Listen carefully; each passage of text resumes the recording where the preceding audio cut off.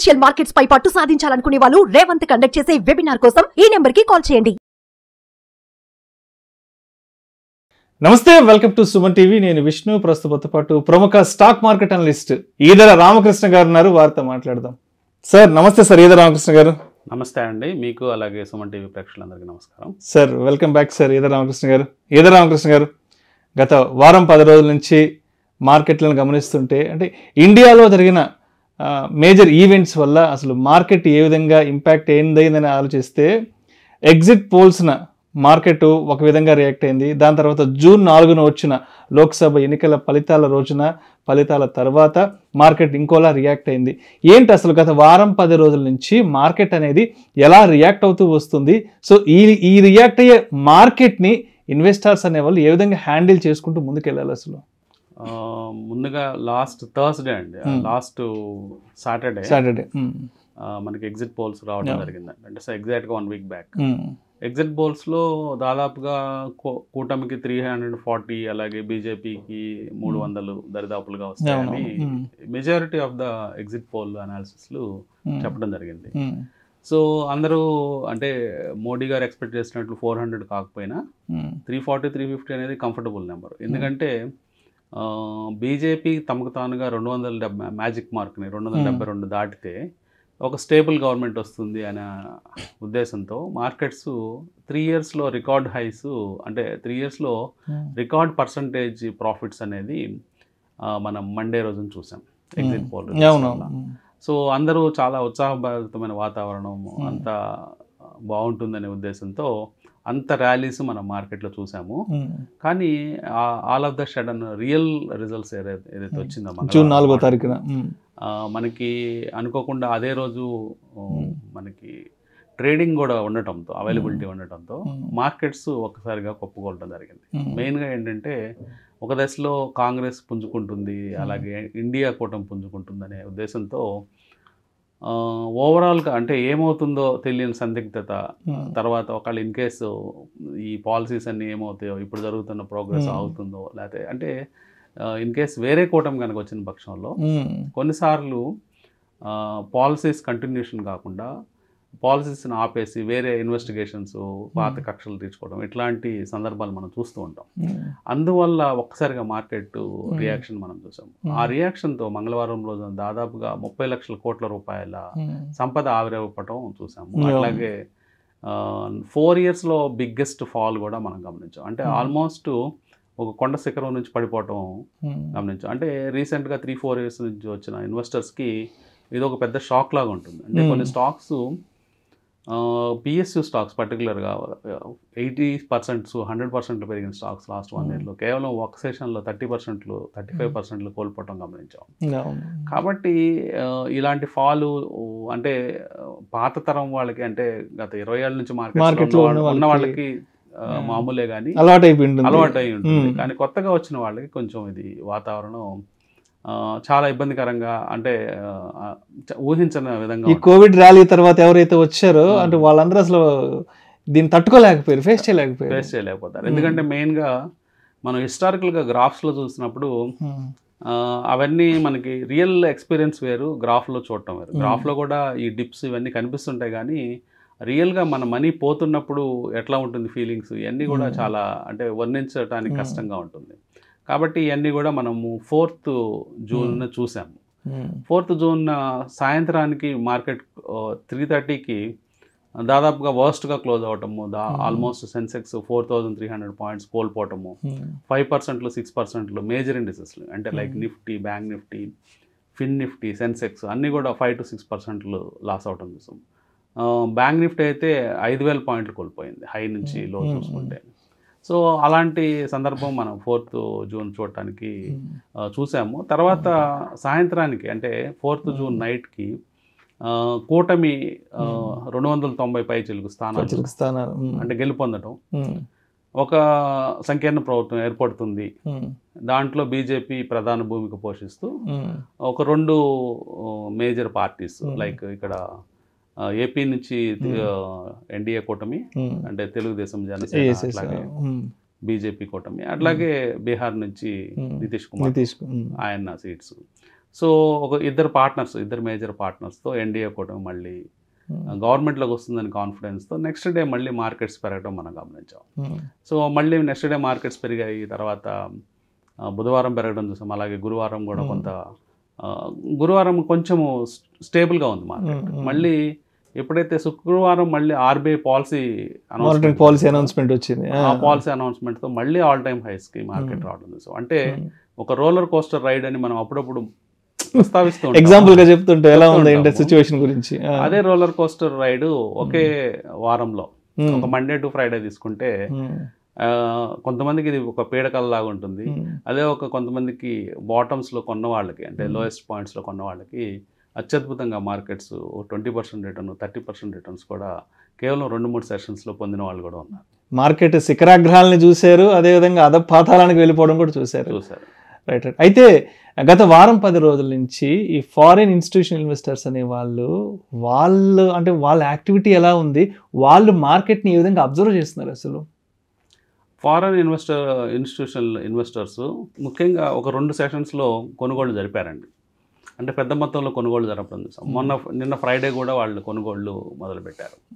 అంటే ఎప్పుడు కూడా వాళ్ళు చాలా కాషియస్గా ఉంటారు, ఎలాంటి మార్కెట్స్లో ఎలాంటి డెసిషన్స్ తీసుకోవాలి, చాలా ఫియర్ఫుల్గా ఉంటారు. యాక్చువల్గా మనకి ఈ ఎలక్షన్స్ ముందు, అంటే ఎలక్షన్స్ జరుగుతున్న తరుణంలో వాళ్ళు షార్ట్ పొజిషన్స్ బిల్డ్ చేయడం గమనించాం. ఇన్ కేస్ ఏదైనా గవర్నమెంట్స్ కనుక సంకీర్ణ ప్రభుత్వాలు అంటే ప్రాపర్గా స్టేబుల్ గవర్నమెంట్స్ రాని పక్షంలో వాళ్ళు వెళ్ళిపోవడానికే సిద్ధపడినట్టు మనకు అర్థమవుతుంది. అంటే ఒక స్టేబుల్గా, అంటే బీజేపీ పూర్తి మెజారిటీ వచ్చినట్లయితే ఇంకా కంఫర్టబుల్గా ఉండేది వాళ్ళ మైండ్ సెట్. కానీ ఇప్పుడు కూడా వాళ్ళ పార్ట్నర్స్ ఇచ్చే కాన్ఫిడెన్స్తో కొంత కాన్ఫిడెన్స్ తెచ్చుకున్నట్టు అర్థమవుతుంది. సో మొత్తం మీద నెట్ బయర్స్గా మారుతున్నారు. ఈ వారంలో చూస్తే 2 సెషన్స్లో ప్రధానంగా వాళ్ళు నెట్ బయర్స్గా మారారు. మారి వాళ్ళు మళ్ళీ కొనుగోలు జరుపుతున్నారు. నిన్న కూడా వాళ్ళు నెట్ బయర్స్గానే ఉన్నారు. స్వల్పంగా డిఐస్ మాత్రం కొంత ప్రాఫిట్ బుకింగ్ అప్పుడప్పుడు చేయటం మనం గమనిస్తూ ఉన్నాం. సో ఓవరాల్గా పిక్చర్ అనేది మారుతూ ఉందండి. గత 2-2.5 సంవత్సరాల నుంచి వాళ్ళు నెట్ సెల్లర్స్గా ఉన్నప్పటికీ ఎప్పుడన్నా రేర్గా కొంటూ ఉన్నారు. కానీ ఇదంతా కూడా మన local investors, domestic investors through SIPs కావచ్చు, మ్యూచువల్ ఫండ్స్ కావచ్చు, దాని ద్వారా అబ్జర్వ్ చేస్తున్నారు. సో ఆ అబ్జార్ప్షన్ అనేది బాగుంది. అంటే వాళ్ళు సెల్ చేసేదానికంటే ఇక్కడ బయింగ్ ఎక్కువ ఉండటం వల్ల మార్కెట్స్ ఎప్పుడు పైకి వెళ్తూ ఉన్నాయి లిక్విడిటీ సపోర్ట్తో. సో అదే ఇప్పుడు ఎఫ్ఐఎస్ కూడా బయింగ్ మొదలు పెడితే మార్కెట్స్ ఇంకా ఉత్సాహంగా, ఇంకా అధిక స్థాయికి వెళ్ళే అవకాశాలు క్లియర్గా కనిపిస్తున్నాయి. అండ్ అదేవిధంగా ఎస్పెషల్లీ ఈ రీసెంట్ టైమ్స్లో మరి ఇండియా విఎక్స్ ఎలా ఉంది, వాలటాలిటీ ఇండెక్స్, దాని గ్రాఫ్ ఎలా ఉంది? అసలు ఇండియా విక్స్ గత సంవత్సరం అంతా కేవలం 10 దగ్గర ఉండిపోయిందండి. 10-11 ఆ స్థాయిల దగ్గర ఉంది. కేవలం ఎలక్షన్స్ మొదలైన దగ్గర నుంచి గత 2 నెలల నుంచి ఇండియా విక్స్ చిన్నగా పెరగడం మొదలుపెట్టింది. మన ఎగ్జిట్ పోల్స్ వచ్చేటప్పటికి 22 ఆ స్థాయిల దాకా వెళ్ళి, అంటే వాలటిలిటీ 11 నుంచి 21, 22 ఆ స్థాయిల దాకా వచ్చింది. ఎప్పుడైతే ఎగ్జిట్ పోల్స్ రిజల్ట్స్ వచ్చిన తర్వాత ఇండియా విక్స్ క్రాష్ అయిందండి. అంటే ఇంకా సేఫ్గా ఉంది, ప్రాబ్లం లేదు మార్కెట్లో, ఇంకా పెరిగిపోతుంది మార్కెట్ అనే ఉద్దేశంతో ఇండియా విక్స్ 2-3% 2-3 పాయింట్స్, అంటే పర్సంటేజ్ టర్మ్స్లో ఒక 20% కట్ అయిపోవడం చూసాము. కానీ ఎప్పుడైతే మళ్ళీ క్లీన్ మెజారిటీ రాలేదో ఒక్కసారిగా ఇండియా విక్స్ మళ్ళీ 30-31కి షూట్ అప్ అవడం మంగళవారం రోజున. సో మళ్ళీ ఆ ఇండియా విక్స్ చిన్నగా ఎప్పుడైతే మార్కెట్స్ గత 3 సెషన్స్ నుంచి కోలుకుంటున్నాయో, బుధ, గురు, శుక్రవారాలు, ఇండియా విక్స్ మళ్ళీ కూల్ ఆఫ్ అవుతూ వస్తుంది. ఇప్పుడు 16 దగ్గర నిన్న స్థిరపడటం మనం చూస్తున్నాము. అంటే మనం అబ్జర్వ్ చేయాల్సింది ఏంటంటే మార్కెట్లో విపరీతమైన వాలటిలిటీ ఉంది. అంటే ఎనీ టైం ఫ్రేమ్లో, అంటే చిన్న టైం ఫ్రేమ్, ఒక 3 నిమిషాలు కావచ్చు, ఒక 30 నిమిషాలు కావచ్చు, ఒక రోజు 2-3 రోజులు కూడా కావచ్చు.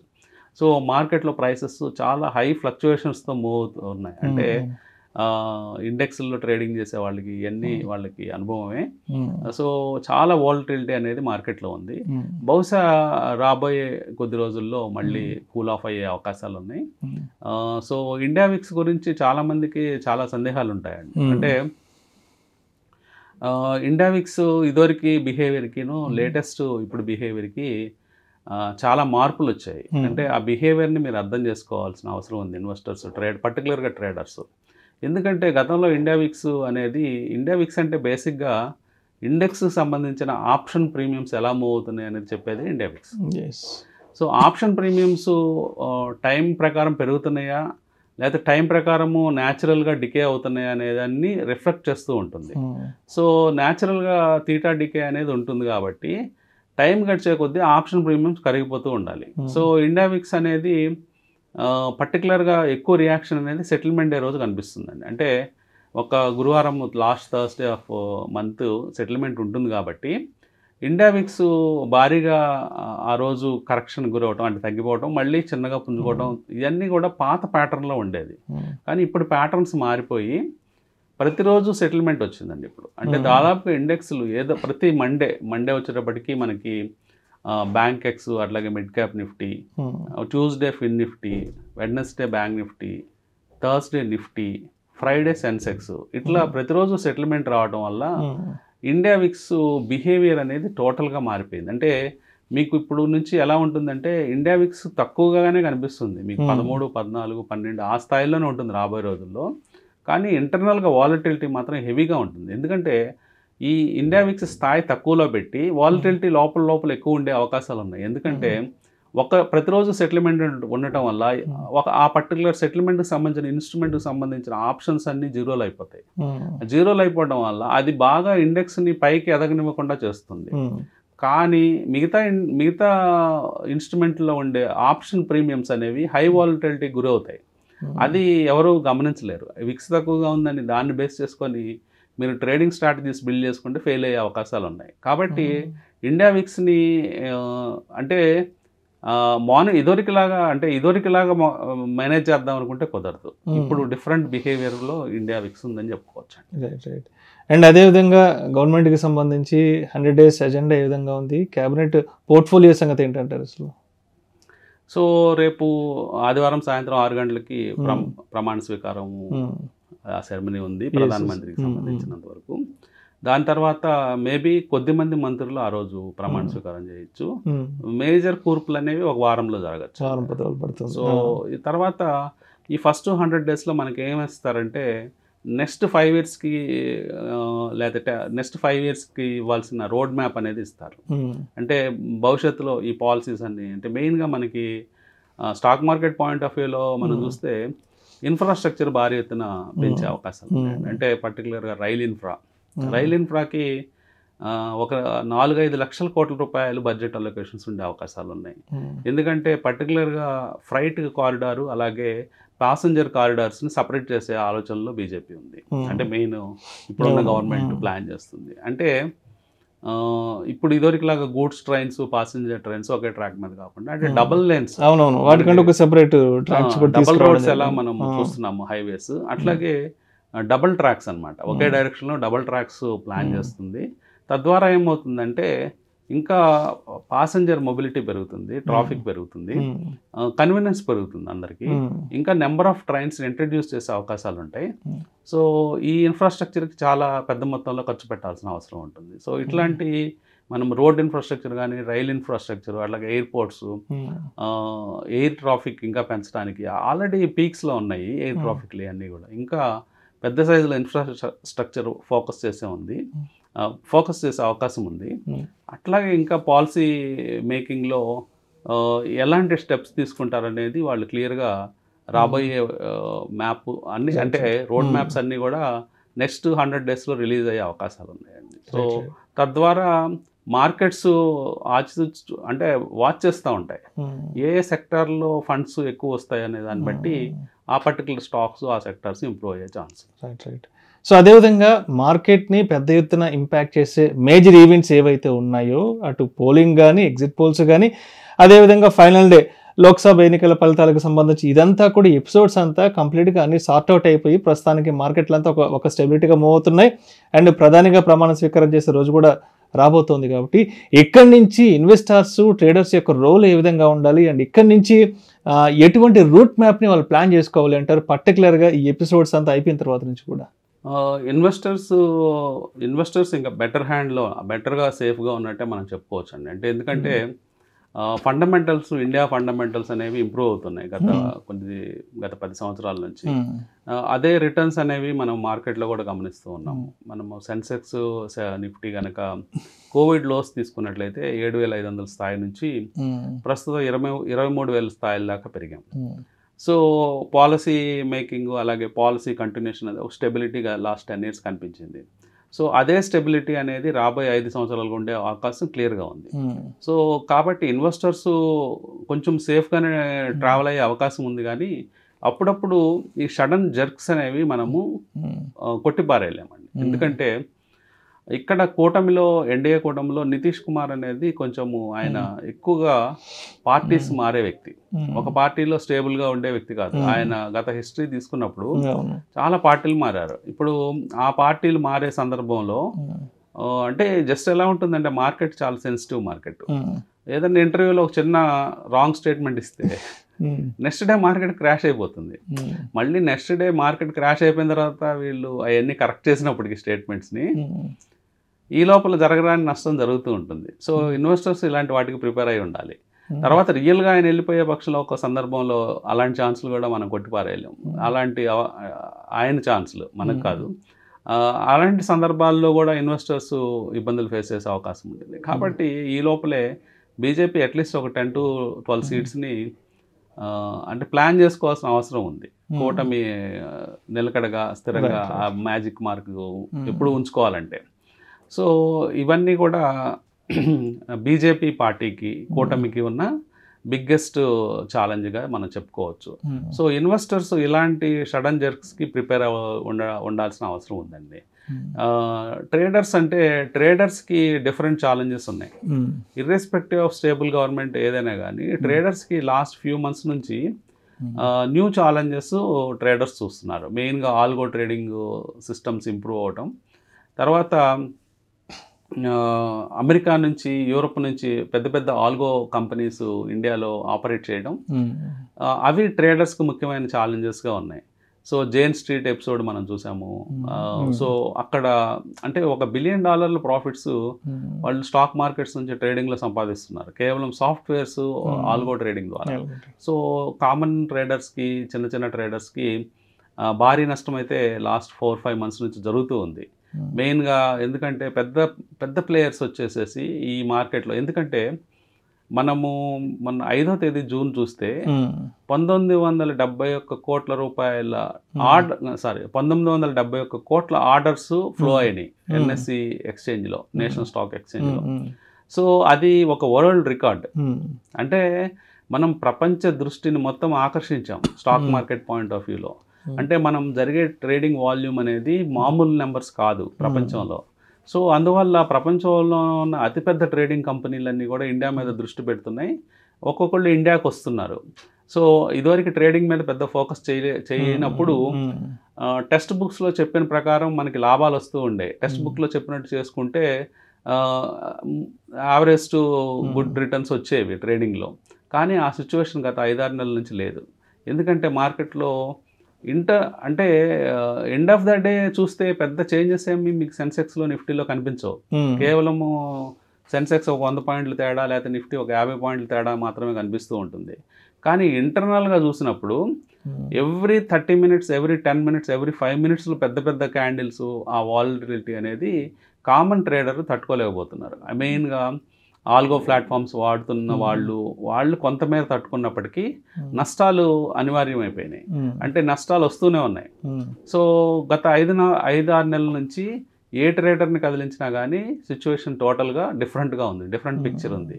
సో ఇది ఒక గవర్నమెంట్ ఫార్మేషన్ కానీ, లేకపోతే ఒక స్టేబుల్ గవర్నమెంట్కి, లేకపోతే స్టేబుల్గా లేని గవర్నమెంట్, అలాంటి దీన్ని కంపేర్ చేయలేము. ఎలాంటి గవర్నమెంట్స్ ఉన్నా, స్టేబుల్ లేకపోతే ట్రేడింగ్ అనేది డిఫరెంట్ థింగ్. సో ట్రేడర్స్కి చాలా ఇబ్బందులు ఉండే అవకాశాలు ఉన్నాయి రాబోయే సంవత్సరాల్లో. సో రామకృష్ణ గారు, లాస్ట్ 1 year నుంచి మార్కెట్ని బాగా అబ్జర్వ్ చేస్తే, అంటే న్యూస్ని కూడా బాగా అబ్జర్వ్ చేస్తే, పిఎస్యు స్టాక్స్లో పెద్ద ఎత్తున ర్యాలీ వచ్చింది. పిఎస్యు స్టాక్స్ గురించి, లేదంటే పబ్లిక్ సెక్టార్స్ గురించి పార్లమెంట్లో మోదీ గారు ప్రస్తావించారు, అప్పటి నుంచి మంచి ర్యాలీ వచ్చింది. లేదంటే అమిత్ షా గారు ఒక అనౌన్స్మెంట్ చేశారు, అక్కడి నుంచి ఈ స్టాక్లో ర్యాలీ వచ్చింది. లేదంటే నిర్మలా సీతారామన్ గారు పలానా సెక్టార్స్లో రాబోయే రోజుల్లో మంచి ఫ్లరిష్ రాబోతుందంటూ కూడా గత సంవత్సర కాలం నుంచి ఇటువంటి అనౌన్స్మెంట్స్, ఇటువంటి వార్తలు చూస్తున్నాము. అయితే ఇవంతా పక్కన పెట్టేస్తే, ఇదంతా గతం, ఇవన్నీ పక్కన పెట్టేస్తే ఇప్పటి నుంచి మోడీ 3.0 కంటిన్యూ కాబోతుంది. కాబట్టి ఇక్కడి నుంచి ఏ సెక్టార్స్లో మంచి ఫ్లరిష్ ఉండే అవకాశం ఉందంటారు? భారీ ర్యాలీని మనం ఏ సెక్టార్స్లో చూడొచ్చు అంటారు, పర్టికులర్గా ఇప్పటి నుంచి? మీరు అన్నట్లు గత సంవత్సరం నుంచి చూస్తే public sector banks, public sector enterprises, అంటే పబ్లిక్ సెక్టర్ ఎంటర్ప్రైజెస్ మేజర్గా మనకి ఎక్కడ ఉన్నాయంటే power sector, finance, power finance, banking, అట్లాగే ఆయిల్ అండ్ గ్యాస్ సెగ్మెంట్, ఇట్లాంటి పాకెట్స్లో కొంత ఇంజనీరింగ్, ఈ కొన్ని పాకెట్స్లో పబ్లిక్ సెక్టర్ ఎంటర్ప్రైజెస్ ఉన్నాయి. సో ఇవన్నీ కూడా భారీగా పెరగడానికి కారణం ఏంటంటే ఇదొక సైకిల్ అండి. ఈ సైకిల్లో ఏమవుతుందంటే 1 year బ్యాక్ చూస్తే public sector enterprises PE ratios పరంగా, అంటే ప్రైస్ ఎర్నింగ్స్ రేషియో పరంగా చాలా చౌక రేట్లో ఉన్నాయి. అంటే మేజర్ కంపెనీస్ అన్ని 40 PE రేషియో, 50 PE రేషియో ఉన్న సందర్భాల్లో ఈ పబ్లిక్ సెక్టర్ ఎంటర్ప్రైజెస్ అన్ని కేవలం 4 PE రేషియో, 5, 10 లోపల ఉండడం జరిగింది. సో వాల్యూ ఇన్వెస్టర్స్కి ఎత్తుక్కుంటే మార్కెట్లో ఇన్వెస్ట్ చేయాలనుకున్న వాల్యూ కేటగిరీ, అంటే జనరల్గా ఇన్వెస్టర్స్ 2 టైప్స్ ఉంటారండి బ్రాడ్గా డివైడ్ చేసినప్పుడు. గ్రోత్ కంపెనీస్లో ఇన్వెస్ట్ చేసేవాళ్ళు, అట్లాగే వాల్యూ కంపెనీస్లో ఇన్వెస్ట్ చేసేవాళ్ళు. ఇప్పుడు గ్రోత్ కంపెనీస్లో ఇన్వెస్ట్ చేసేవాళ్ళు ఎప్పుడు కంపెనీ గ్రో అవుతుంటే వాటిలో ఎక్కువ PE రేషియో అయినా కొనేవాళ్ళు. కానీ ఒక సందర్భంలో PE రేషియోస్ 50, 60 ట్రేడ్ అవుతున్నాయి. ఇప్పుడు కూడా 70, 80 ట్రేడ్ అవుతున్న కంపెనీలు చాలా ఉన్నాయి మార్కెట్లో. అవన్నీ గ్రోత్ కంపెనీసే. కానీ గ్రోత్కి కూడా ఒక లిమిట్ ఉంటుంది. ఎంత గ్రో అయ్యే ఛాన్స్ ఉంటుంది? ఒక big size company maybe 30% grow అయ్యే ఛాన్స్ ఉంటుంది. కానీ మనము 30% గ్రో అయ్యే కంపెనీకి 80 PE రేషియో ఇచ్చామంటే, ప్రైస్ ఎర్నింగ్స్ రేషియో ఇచ్చామంటే మనం ఎప్పటికీ రిటర్న్ సాధించాలి, లేట్ అవుతుంది. అందుకని చెప్పేసి ఈవెన్ గ్రోత్ ఇన్వెస్టర్స్ కూడా మనసు మార్చుకొని వాల్యూ కంపెనీస్ ఎత్తుకోవడం మొదలుపెట్టారు.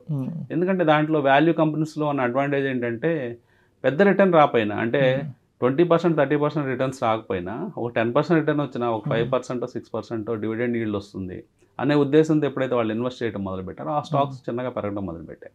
ఎప్పుడైతే చిన్నగా పెరగడం మొదలుపెట్టాయో అందరూ ఆ స్టాక్స్ వైపు దృష్టి పెట్టి అందరూ ఇన్వెస్ట్ చేయడం మొదలుపెట్టారు. అవి అంతా అదొక సైకిల్ లాగా పెరిగిపోయింది. ఆ సైకిల్లో అందరూ పార్టిసిపేట్ చేయడం మొదలుపెట్టారు. తర్వాత మీరు అన్నట్లు డిఫరెంట్ పొలిటికల్ లీడర్స్ స్టేట్మెంట్స్, అంటే పబ్లిక్ సెక్టర్ కంపెనీస్ గవర్నమెంట్ స్టేట్మెంట్లు ఇవ్వడం, అంటే గవర్నమెంట్కి కూడా ఇంట్రెస్ట్ ఉంటుంది కదా న్యాచురల్గా. ఎందుకంటే పబ్లిక్ సెక్టర్ కంపెనీస్ ఎంటర్ప్రైజెస్ అన్ని పెరిగే సందర్భంలో వాళ్ళు రేపు ఏదైనా డిజన్వెస్ట్మెంట్ చేసుకోవాలంటే, ఇప్పుడు వాళ్ళకి 70%, 80%, 50% హోల్డింగ్స్ ఉన్నాయి అన్ని కంపెనీస్లో. వాళ్ళు ఒక 10% స్టేక్ అమ్ముకోవాలన్నా ఎక్కువ డబ్బులు రిలీజ్ అయ్యే ఛాన్స్ ఉంటుంది. భవిష్యత్తులో ఇండియా డెవలప్మెంట్కి ఈవెన్ ఒక్కో కంపెనీలో 10% స్టేక్ అమ్ముకున్న కొన్ని లక్షల కోట్ల రూపాయలు, 5-6 లక్షల కోట్ల రూపాయలు పొందే అవకాశం ఉంటుంది గవర్నమెంట్. ఆ డబ్బుతో ఇంకా ఫర్దర్ డెవలప్మెంట్ చేయొచ్చు అనే ఉద్దేశంతో కూడా వాళ్ళు కూడా మంచి న్యూస్లు ఫీడ్ చేస్తూ ఉంటారు మార్కెట్కి. సో తద్వారా అందరూ ఆ సైకిల్లో పడిపోయి 80% రిటర్న్, 90% రిటర్న్స్, 100% రిటర్న్స్ ఇచ్చిన స్టాక్స్, 400% IRFs అయితే 400% రిటర్న్ ఇచ్చిన సందర్భంలో చూసాం. సో ఇవన్నీ కూడా ఒక సైకిల్లో అందరూ బాగా తక్కువ వాల్యుయేషన్స్ ఉండే కంపెనీస్ని ఇప్పుడు చాలా హై వాల్యుయేషన్స్ ఉండే కంపెనీస్గా మార్చేశారు. అంటే చాలా కంపెనీస్ పబ్లిక్ సెక్టర్ ఎంటర్ప్రైజెస్లో కూడా 40 PE ratios, 30 PE ratios command చేసే స్థాయికి వెళ్ళిపోయినాయి. ఇంకా ఒక పాకెట్, అంటే ఆయిల్ అండ్ గ్యాస్ సెగ్మెంట్ మాత్రం ఇంకా తక్కువ PE రేషియోస్లో ఉంది. అదొక సెగ్మెంట్ ఇంకా పెండింగ్ ఉంది. సో మిగతా ఆల్మోస్ట్ అన్ని సెక్టార్స్ పెరిగిపోయినాయి. తర్వాత మీరు అన్నట్లు ఇక్కడి నుంచి భవిష్యత్తులో ఏం పెరగచ్చు ఎక్కువ అంటే, మెయిన్గా నిన్న మనం చూస్తే నిన్న ఐటీ ర్యాలీ మనం చూసాము. ఆల్మోస్ట్ ఐటీ ఇండెక్స్ 3% పెరిగింది.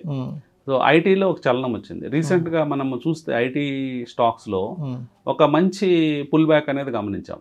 గతంలో అంటే ఒక 4-5 నెలల క్రితం ఉన్న రేట్ల కంటే ఇప్పుడు 30-40% డిస్కౌంట్లో దొరుకుతున్నాయి. సో ఐటీ స్టాక్స్లో మిడ్ క్యాప్ స్టాక్స్, అలాగే F&O stocks, future and options ఉండే స్టాక్స్, అట్లాగే లార్జ్ క్యాప్లో కొంచెం రిటర్న్స్ తక్కువ వచ్చినప్పటికీ సేఫ్ బెట్స్ అవి, లైక్ ఇన్ఫోసిస్, TCS, ఇట్లా టెక్ మహీంద్రా లాంటివి. అట్లాగే మిడ్ క్యాప్ స్టాక్స్లో బిర్లా సాఫ్ట్, ఎంఫోసిస్, LTTSలు స్టాక్స్, ఇవన్నీ కూడా రాబోయే రోజుల్లో బాగా పెరిగే ఛాన్సెస్ ఉన్నాయండి. సో ఐటీ కంపెనీస్ ఏంటంటే ఆ గ్రూప్లో క్వాలిటీ నేమ్స్ ఎక్కువ దొరుకుతాయి మీకు. అంటే నేను పెన్నీ స్టాక్స్ చిన్న స్టాక్స్ గురించి మాట్లాడట్లేదు, కేవలం మిడ్ క్యాప్స్ లార్జ్ క్యాప్స్ గురించి మాట్లాడుతున్నాను. మీకు క్లీన్ కంపెనీస్ ఉన్నాయి, క్లీన్ బ్యాలెన్స్ షీట్స్, తర్వాత ట్రాన్స్పరెంట్ మేనేజ్మెంట్స్ మనకి ఐటీ సెగ్మెంట్లో కనిపిస్తాయి. ఇవి నెక్స్ట్ ఇయర్లో మీకు రిటర్న్స్ ఇచ్చే ఛాన్సెస్ ఉన్నాయి 1 ఇయర్లో. అట్లాగే ఎఫ్ఎంసీజీ మీద కూడా దృష్టి పెట్టచ్చు. ఎఫ్ఎంసీజీ సెక్టర్ కూడా భారీగా కోలుకునే అవకాశం ఉంది. లాస్ట్ 1 ఇయర్ పెద్ద పర్ఫార్మెన్స్ లేనప్పటికీ ఇప్పుడు కొన్ని స్టాక్స్ లైక్ మ్యారికో, డాబరు ఇవన్నీ కూడా ఫ్రెష్గా ర్యాలీస్ చేస్తున్నాయి. రిజల్ట్స్ కూడా చాలా బాగున్నాయండి రీసెంట్గా. అలాంటి స్టాక్స్లో కూడా రాబోయే రోజుల్లో పెరిగే ఛాన్స్ ఉంది. ఎఫ్ఎంసీజీ, ఐటీ ఈ 2 సెక్టార్లో ప్రస్తుతం ఫోకస్డ్గా ఇన్వెస్ట్ చేసుకోవచ్చు. పిఎస్యు బ్యాంక్స్ లాంటి స్టాక్స్ని ఇంకా ఏదైనా డిప్స్ వచ్చినప్పుడు ఫ్రెష్ ఇన్వెస్ట్మెంట్స్ చేసుకోవచ్చు. సుమన్ టీవీలో మీ పర్సనల్ అండ్ బిజినెస్ ప్రమోషన్స్ కోసం కింది నెంబర్కి కాంటాక్ట్ చేయండి.